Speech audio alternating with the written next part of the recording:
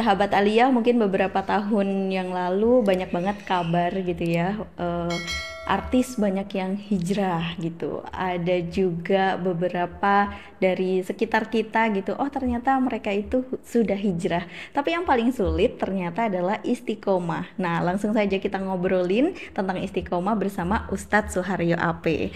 Nah, Ustadz, untuk istiqomah katanya tuh susah banget ya. Iya, susah memang istiqomah itu. Susah. Jadi bukan hanya sekedar, oh saya sudah hijrah aja gitu. Bukan sekedar situ aja ya Ustadz ya. Istiqomah itu tahapan yang harus dilaluinya itu banyak sebelum sampai pada makom atau derajat istiqomah itu. Oh gitu. Iya, Nah kalau untuk istiqomah sendiri itu pengertiannya seperti apa Ustadz? istiqomah itu artinya continue dalam kebaikan. Jadi sikapnya sudah paten di situ ya, sudah ajek lah. Kalau seseorang dari A ke B, dia bertahan di B dalam kebaikan. Maka orang yang disebut dengan istiqomah itu orang yang sudah melalui 4 tahap sebelumnya. Oh gitu. Jadi Ya, tahap-tahap menuju istiqomah ini juga banyak ya Ustadz ya. banyak. Ini dan itu perlu kita pahami bersama ya supaya kita tidak seenaknya mengatakan aku lo istiqomah sudah. Oh gitu. Kecuali memang namanya istiqomah. Nah, itu ada mbaknya. Oh ada mbaknya ya. Tapi kalau misalkan dari hatinya sendiri gitu, berarti harus dimantapkan gitu ya untuk Iya. menjadi orang yang istiqomah Ya, ini. yang pertama, istiqomah itu harus dilakukan dengan cara introspeksi diri. Oh gitu. Ya, introspeksi diri. Saya ini sudah layak enggak ya menjadi orang yang sudah hijrah itu? Jangan-jangan hanya ada pada statement saja. Iya. Evaluasi, muhasabah bahasa agamanya ya. Hitung-hitunglah diri kita. Karena orang itu mengetahui dirinya itu baik atau tidak kalau dia mau koreksi dirinya sendiri tanpa dikoreksi orang lain. Dia bercermin di depan cermin kejujuran. Berdiri dengan tegak dia mengatakan, "Hei Haryo, kamu menyatakan sudah hijrah itu betul apa enggak? Kok perbuatannya seperti sebelumnya enggak sama saja Sama kelihatannya." aja. Diajak dialog jiwanya sendiri, kemudian itu disebut dengan evaluasi atau muhasabah. Yang kedua, itu ada langkah yang disebut dengan menyalahkan diri sendiri, maqobah. Menyalahkan diri sendiri kalau ternyata hasil evaluasi terhadap perjalanan hidupnya itu enggak sebaik yang kita bayangkan. Misalnya saya seumur sekarang 62 tahun ini ternyata perilaku saya nggak lebih hebat ketimbang dengan anak-anak yang jauh lebih muda. Ada anak yang lebih muda masih usia 10 tahun sudah hafal Quran misalnya. Sementara kita yang usianya sudah lebih dari 25 tahun, kalau saya lebih dari 50 tahun, ya gitu-gitu aja, Iya. nggak hebat. Ini salahkan diri sendiri. Di mana letak kelemahan saya ini? Baru yang ketiga, kalau sudah diketahui letak kelemahan, sisi lemahnya di mana, ada langkah yang ketiga yang disebut dengan muhasana, memperbaiki kekurangan diri sendiri secara sadar, penuh kesungguhan, memperbaiki diri. Memperbaiki diri. Ya, dari situ kemudian kita akan menjadi orang lebih baik dari sebelumnya. Baru yang keempat, ternyata untuk melakukan sesuatu yang lebih baik itu tidak bisa kita lakukan dengan apa remeh-temeh. Semuanya harus dilakukan dengan penuh kesungguhan, mujahadah, sungguh-sungguh dalam beralih pindah dari yang tidak baik menjadi baik itu harus ada kesungguhan, bahkan ada pengorbanan waktu, pengorbanan pikiran dan seterusnya. Baru yang kelima, setelah kita sungguh-sungguh itu muncul sikap kontinu dalam kebaikan yang disebut dengan istiqomah itu. Oh, jadi yang pertama itu kita harus introspeksi Iya, diri betul, seperti itu. Terus persis. kemudian menyalahkan diri sendiri, bukan malah menyalahkan orang lain. Itu yang agak susah ya. Iya, iya. Jadi untuk menyalahkan diri sendiri tuh kadang enggak sih aku udah baik kok gitu. Justru dianya aja harusnya pola pikirnya seperti ini gitu. Jadi akhirnya menyalahkan. Nah, ini tidak termasuk dalam tahapan untuk istiqomah ya Ustadz Iya, ya. betul. Kemudian muhasanah, memperbaiki diri, kekurangan. yang memperbaiki kekurangan seperti itu. Dan yang keempat ini adalah Sungguh-sungguh, sungguh-sungguh. ya. Itu baru bisa masuk ke tahap yang namanya istiqomah, Iya, istiqomah. Continue dalam kebaikan. continue dalam Orang yang kebaikan. sudah continue dalam kebaikan itu kalau tidak melakukan kebaikan sebagaimana dilakukan sebelum-sebelumnya, hatinya protes. Iya, saya ada apa ya kok enggak enak rasanya gitu. Oh, ternyata saya tadi tidak sholat berjamaah subuh. Oh Itu karena iya. sudah continue begitu, jiwanya protes. Ternyata saya tadi malam tidak sempat bangun tahajud misalnya.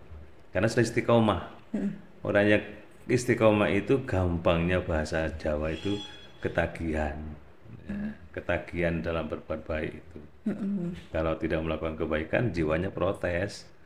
Iya, saya biasanya begini kok nggak begini. Berarti kalau untuk menuju istiqomah ini kita harus terus dilatih ya Ustadz? Iya, mujahadah itu sungguh-sungguh itu tadi, harus berlatih. Riyadhah, latihan sungguh-sungguh ya. Orang kalau misalnya gitu ya, misalnya baca Quran saja, baca Quran saja, itu kalau tidak sungguh-sungguh, tidak dilatih, ya selamanya kan begitu-begitu saja. Ya sih. Iya sih, kalau kita sudah melatih diri kita, itu ada kerinduan. Tidak membaca saja kita rindu, merasa ada yang salah dalam diri kita apa ya? Oh ternyata saya belum ngaji tadi. Ini ada kerinduan-kerinduan seperti itu. Sebab membaca Quran itu bagi orang yang sudah istiqomah, dia merasa bahwa Quran bahasanya itu membisikkan sesuatu ke telinga kita, bahkan ke hati kita, sehingga kita merasa damai dengan bahasa Quran itu. Bukankah Quran itu bahasanya Allah? Sehingga Allah sedang bicara dengan kita, dengan jiwa kita. Jadi memang beda ya untuk orang-orang yang mungkin jarang mengaji dengan yang sering mengaji. Kadang bisa cepet, jadi kayak kita lancar membaca karena kan kita sering membaca gitu ya Ustadz ya, Iya. membaca buku seperti itu, sama seperti membaca Quran juga. Jadi untuk istiqomah ini ayo dilatih mulai sekarang gitu ya Ustadz. Iya, perlu diasah lah diri kita ini. Karena usia kita terus bertambah, sementara latihan kita tetap begitu-begitu aja. Iya sayang. Sementara sikap kita kadang-kadang begini. Kita ini kalau melihat orang lain berbuat salah 9 kali, berbuat baik 9 kali, itu biasa, nggak ada komen positif, tidak ada pujian. Tetapi begitu melakukan kesalahan sekali, seolah-olah 9 kali yang baik itu hilang. Ya kayak peribahasa. Gimana bahasanya? Satu titik nila rusak susu Oh iya, sebelanga. iya betul. Iya. Gitu ya. Iya. Terus kalau misalkan waktu itu ada kayak apa namanya dites gitu, ada kertas putih sama titik hitam, yang dilihat apa? Pasti banyak yang menjawab titik hitam. Titik hitam, iya. Padahal yang lebih besar, yang lebih putih. banyak yang putih. Iya. Tapi kenapa kita hanya melihat di titik hitamnya ini saja, gitu ya? Tapi itu yang poin yang mungkin kalau menurut saya sendiri yang agak susah untuk itu kan menuju istiqomah ya Ustadz Iya, ya. iya. Nah kita aja dari hal-hal simple seperti itu aja kita justru melihat kekurangan. Betul. Nah itu Iya. gimana Ustadz? Ada seorang guru yang marah-marah ke muridnya. Marah karena muridnya itu disuruh nulis 1 tambah 1 sama dengan 2. Ditulis oleh gurunya. 2 tambah 1 sama dengan 4.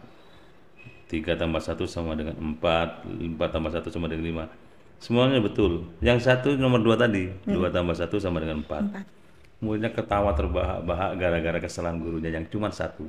Sementara yang lainnya benar. Kata gurunya, kamu melihat orang lain itu jangan begitu. Yang benar itu kamu respon dulu, baru yang salah itu ditanyakan dengan baik.